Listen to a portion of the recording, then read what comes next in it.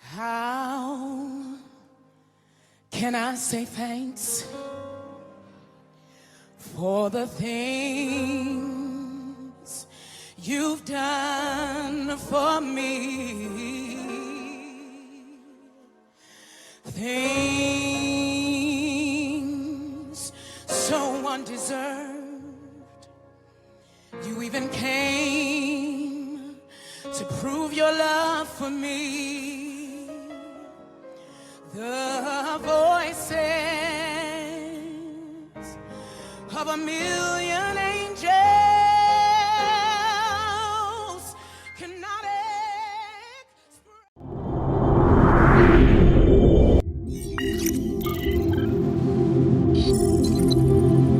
A paz do nosso Senhor e Salvador Jesus Cristo.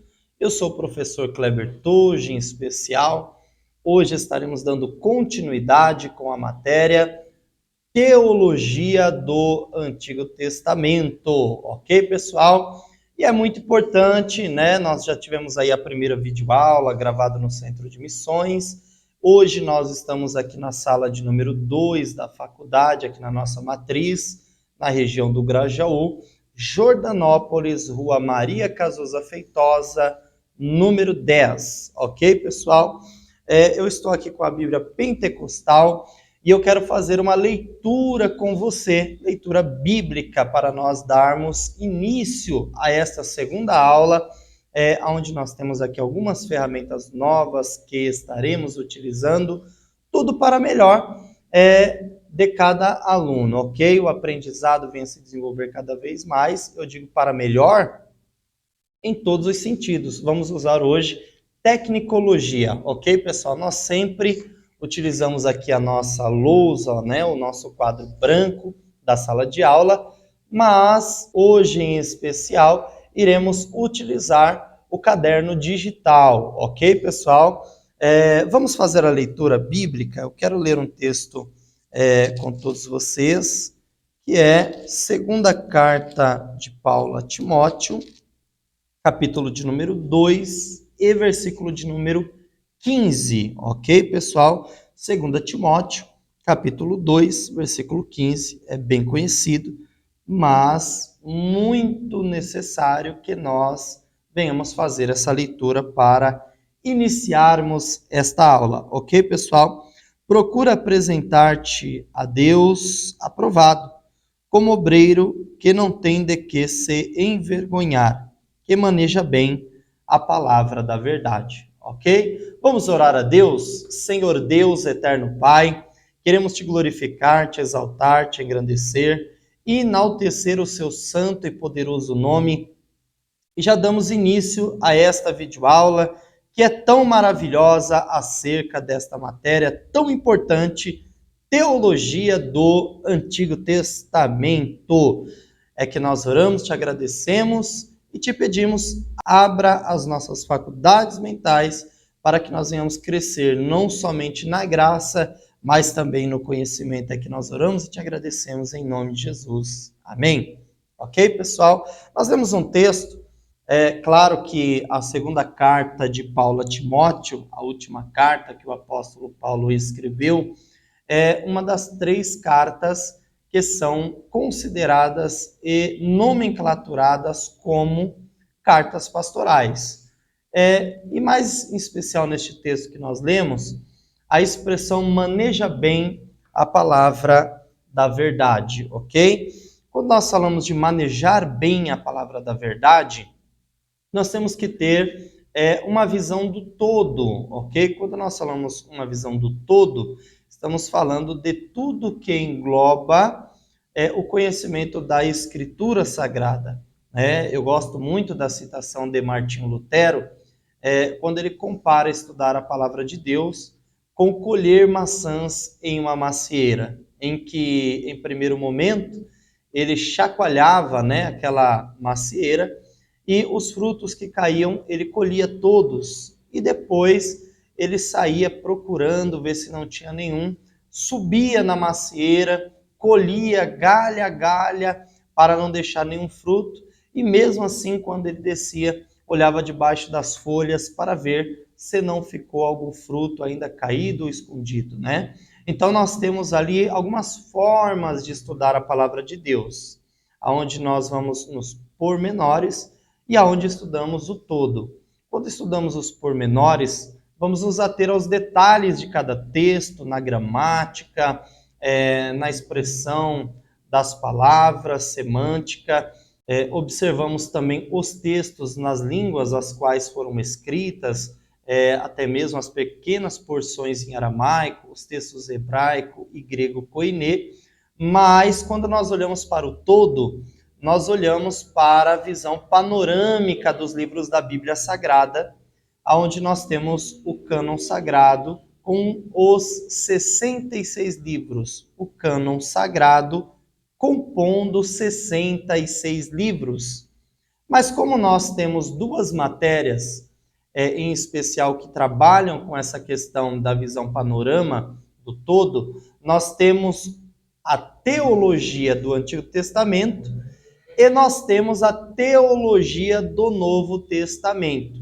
Em especial, nós estamos estudando hoje a segunda aula da teologia do Antigo Testamento. É importante que nós venhamos olhar para o todo no que tange ao Antigo Testamento, desde Gênesis até Malaquias, para nós compreendermos o contexto do Antigo Testamento e do que trata cada livro, qual o propósito de cada livro, como foi o trabalhar de Deus em cada livro, e tudo isso nós iremos desenvolver nas videoaulas da matéria Teologia do Antigo Testamento. Ok, pessoal? E hoje eu quero começar aqui com vocês com o caderno digital. Ok, pessoal? Vamos para a tela. Apareceu aí para vocês. É importante, pessoal, sempre, e eu digo sempre que vocês começarem a estudar e fazer as marcações no caderno concernente à videoaula, coloquem a data, ok, pessoal? Aonde vocês forem começar a escrever aí na folha do caderno, coloquem a data. Vou usar um exemplo aqui, ó. Dia 11/5/2023. Coloquem o nome do professor, ok, pessoal? Ó, professor, ok? É o Tojo, ok? Professor Tojo. Coloquem o número da aula, pessoal. Que aula é essa? Ok? Aula 2. Ok, pessoal? Aula 2. E nós iremos iniciar. O texto que nós lemos, tá? Texto bíblico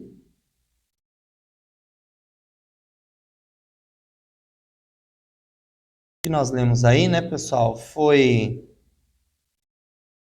2 Timóteo, ok, pessoal? Vou colocar aqui, ó.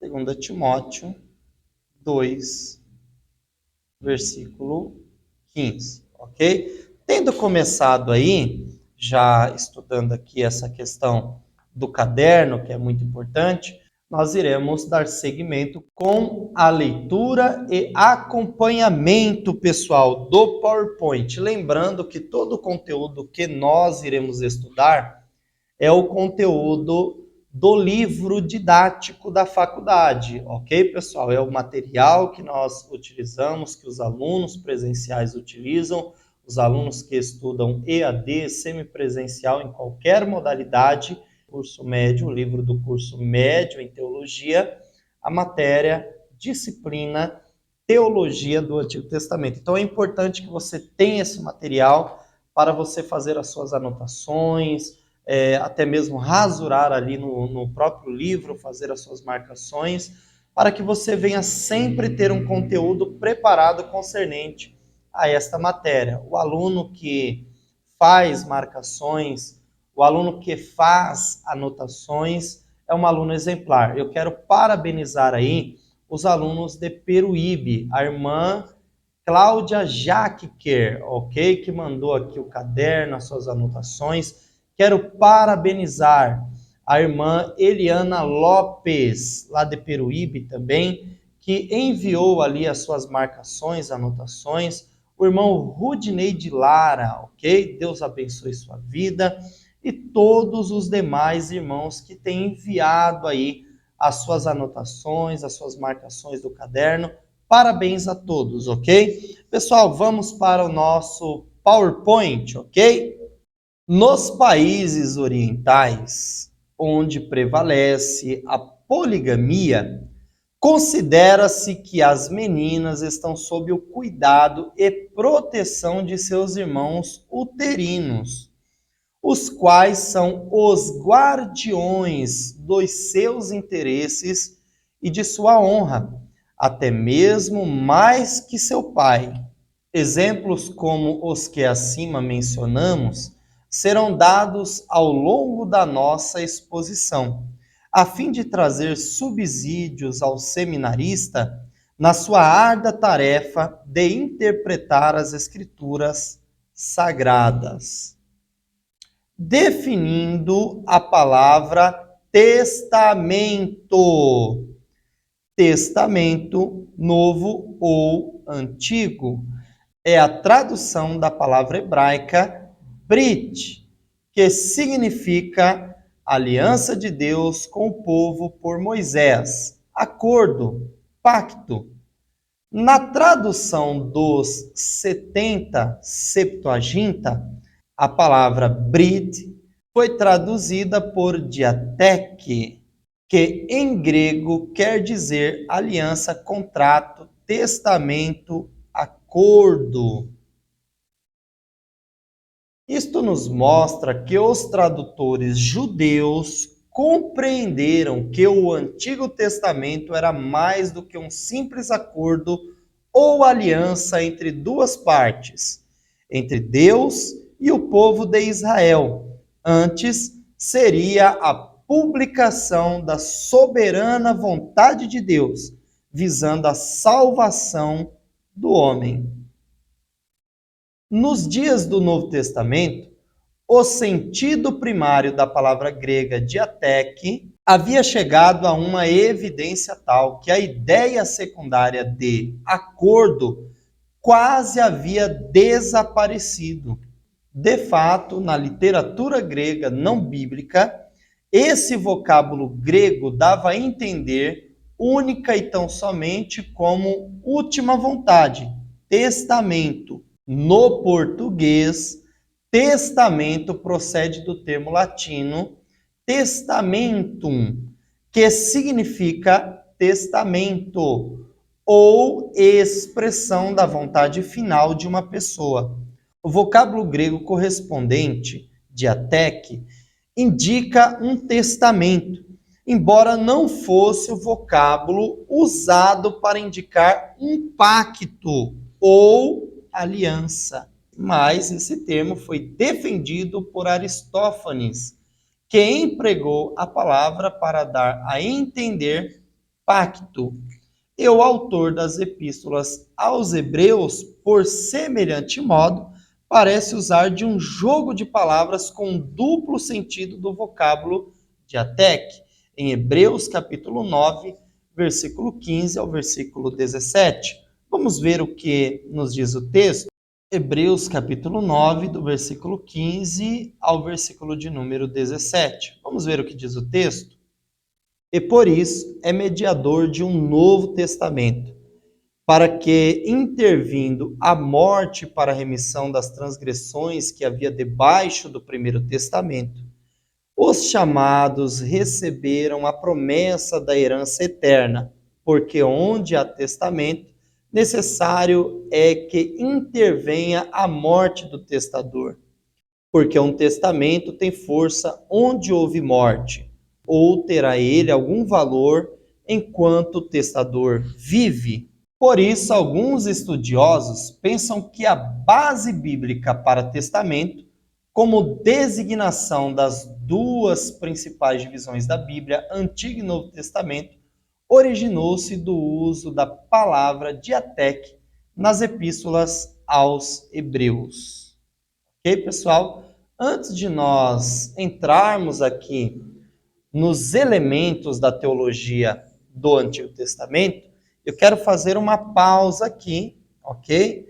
Quero fazer uma pausa aqui. Eu vou até mudar aqui a tela do slide para o nosso caderno digital. É importante nós lembrarmos, tá, pessoal?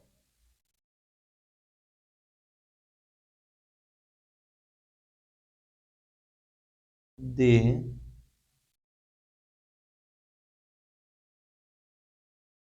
Hebreus 9, do 15 ao 17. Tá, pessoal? Por que é importante nós lembrarmos de Hebreus 9, 15 e 7? Porque aqui, ok, pessoal? Vou colocar de vermelho, ó. Porque temos duas aplicações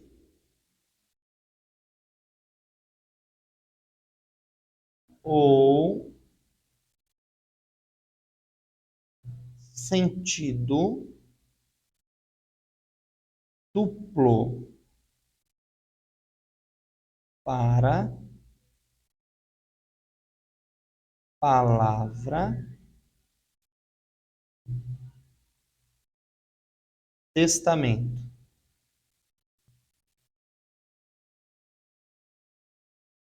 Ok, pessoal? Nós temos aqui, ok, em Hebreus. Deixa eu abrir aqui a Bíblia para nós fazermos acompanhamento. E é bom que você abra aí também. Lembrando que não existe teologia sem Bíblia, tá, pessoal? E é aqui que alguns vão dizer que nasceu aí o conceito para termos aí essa expressão Antigo e Novo Testamento nas traduções bíblicas, ok, pessoal? Nós temos aqui, ó, primeiro, tá? Vamos fazer uma análise. Quando ele começa no versículo 15, e por isso é mediador de um Novo Testamento, tá? Novo Testamento. Jesus disse: eis que vos dou um Novo Testamento, né, nos evangelhos. Aí ele continua: para que, intervindo a morte para a remissão das transgressões que havia debaixo do primeiro testamento, os chamados receberam a promessa da herança eterna, ok? Então, quando nós vemos a palavra diateque no Novo Testamento, a palavra lá, ok, no Antigo Testamento que aparece em hebraico, é brit, tá? Algumas pessoas pronunciam berit, ok? Porém, a pronúncia correta é brit, ok? Nós temos um shevá. Então, nós temos ali um E pequeno, ok? Não quero aqui entrar na questão do hebraico, enfim, apenas na terminologia e na forma correta de se pronunciar a palavra, ok? Alguns leem berit, é uma forma aportuguesada de se pronunciar a palavra, mas a forma correta é brit. Vamos para o caderno digital. As pessoas pronunciam esta palavra, vou colocar aqui, ó, tá? Palavra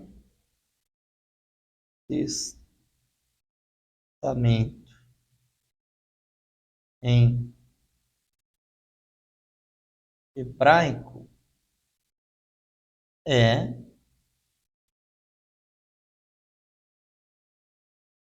tá, pessoal? Alguns colocam assim, ó, tá?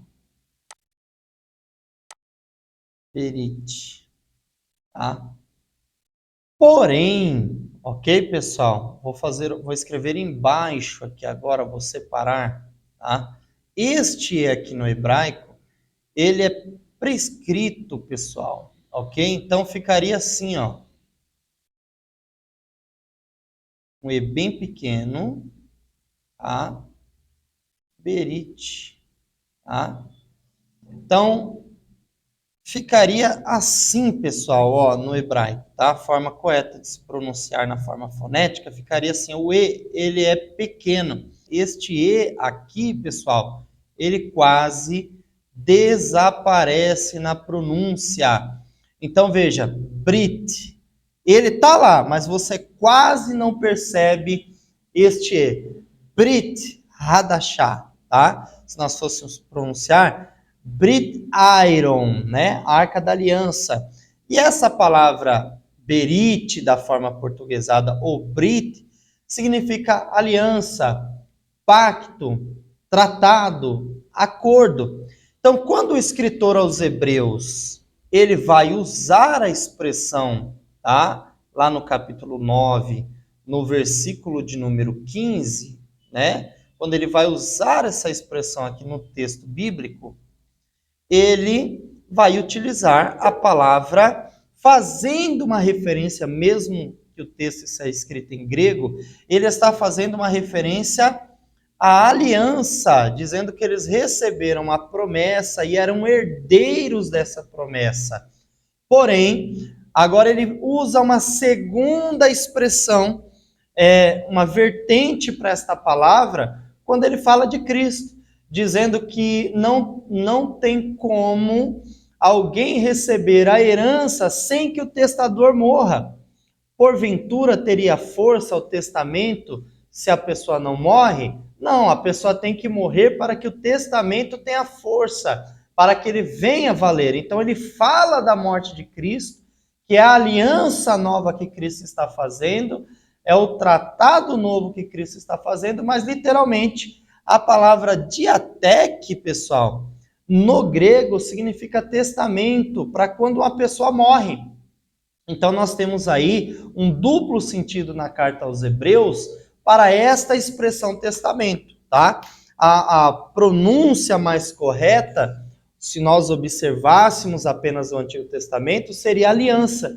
Deus ele fez uma aliança, um concerto com o seu povo, e o povo agora vive debaixo de uma aliança. Lá quando Cristo vem, nós temos o testamento, o Novo Testamento. A palavra aplicada em grego, literalmente testamento, fala de um testador, ok, pessoal? Então nós temos aí que compreender a diferença da palavra para testamento ali no Verotestamentário e a palavra testamento para o Neotestamentário. Literalmente a palavra Brit, lá na Antiga Aliança, no Verotestamentário, quer dizer aliança, pacto, concerto. Já no Novo Testamento, a palavra diateque significa testador. É necessário que o testador morra para que quem é herdeiro receba a sua herança. Literalmente, para que nós alcançássemos a salvação como herdeiros da promessa feita por Cristo, era necessário que ele, como testador, morresse.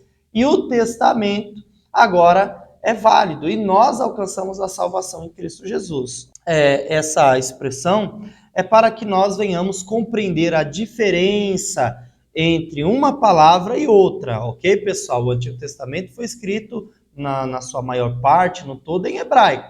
O Novo Testamento foi escrito em grego. E as expressões das palavras, as traduções das palavras, a semântica das palavras, elas são, com certeza, diferentes, porque são línguas diferentes, ok, pessoal?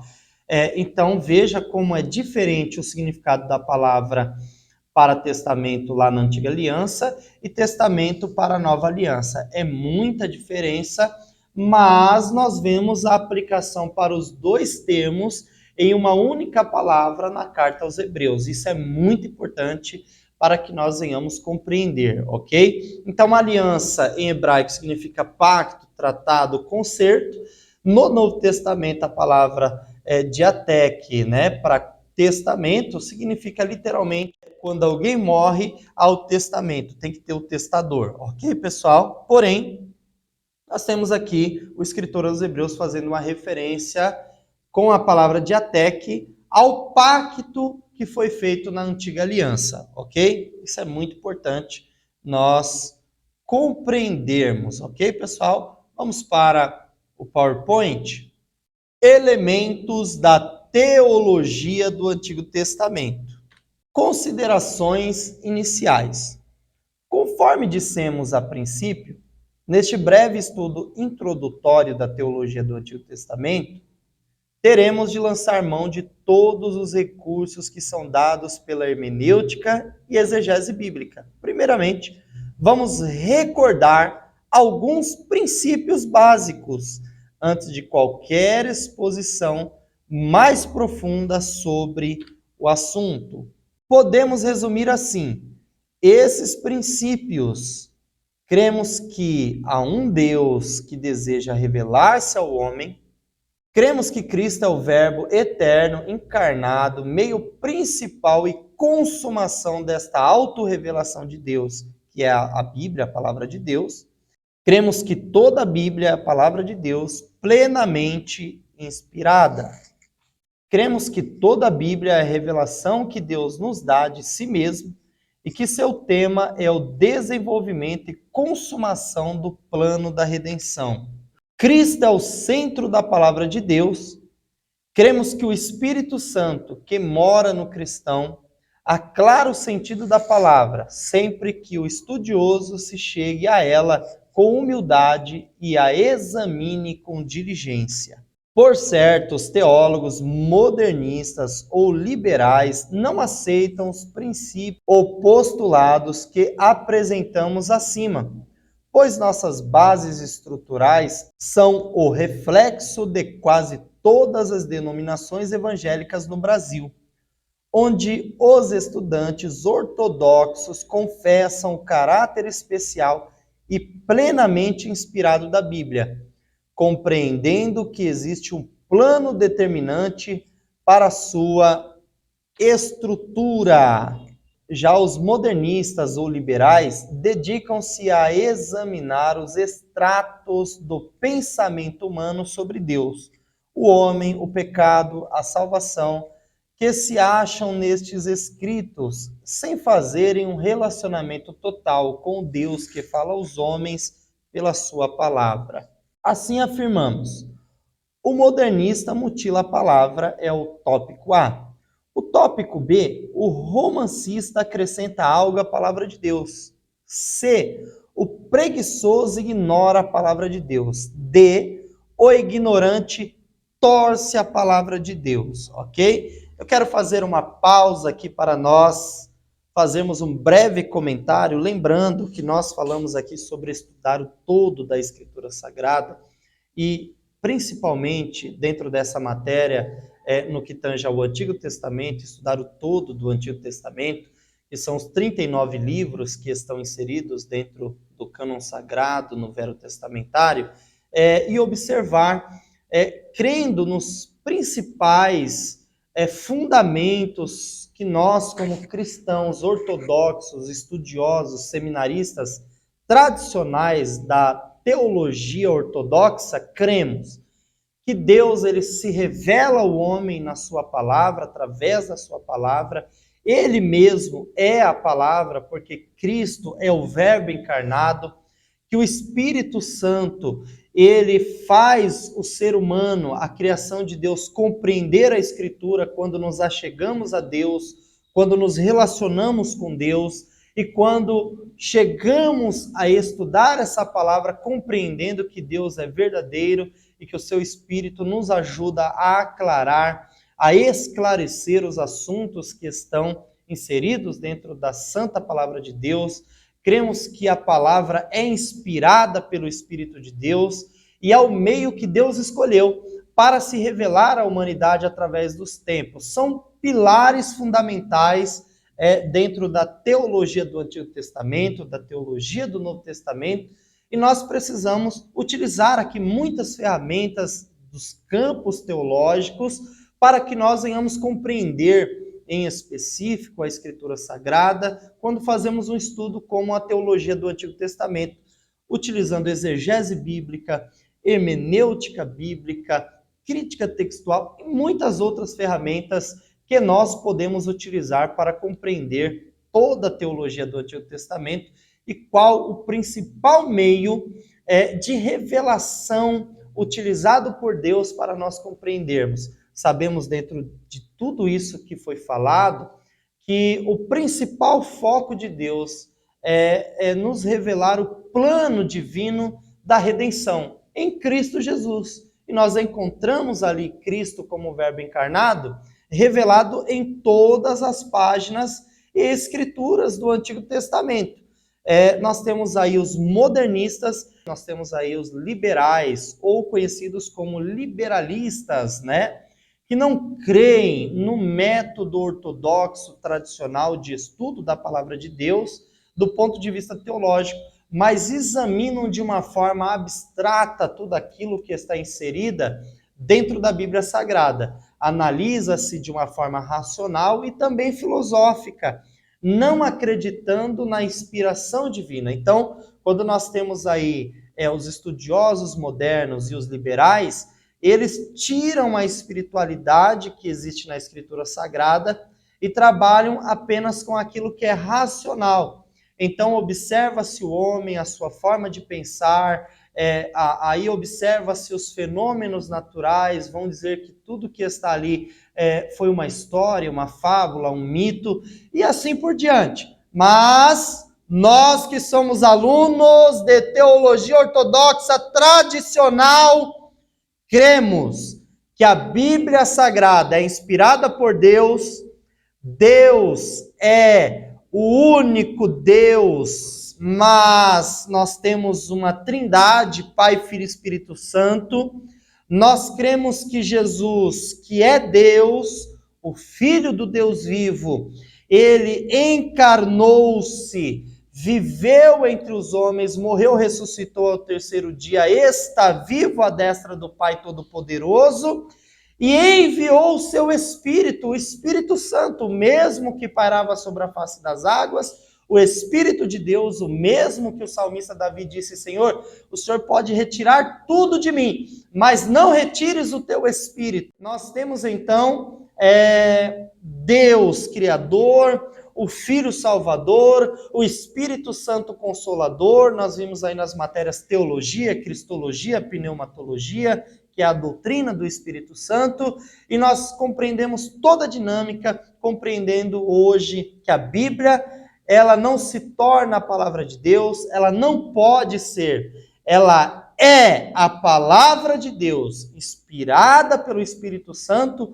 por cerca de 40 autores, 40 homens inspirados por Deus, alguns conhecidos, alguns chamados de desconhecidos, né, os autores anônimos da Escritura Sagrada, mas todos eles, mesmo sendo seres humanos com as suas limitações, foram inspirados por Deus para escrever a Santa Escritura Sagrada, que é a poderosa palavra de Deus, ok? E nós temos aqui o estudo do Antigo Testamento.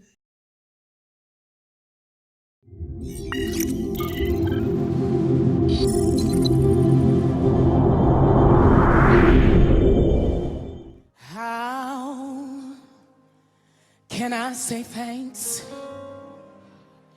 for the things you've done for me? Things so undeserved. You even came to prove your love for me. The voices of a million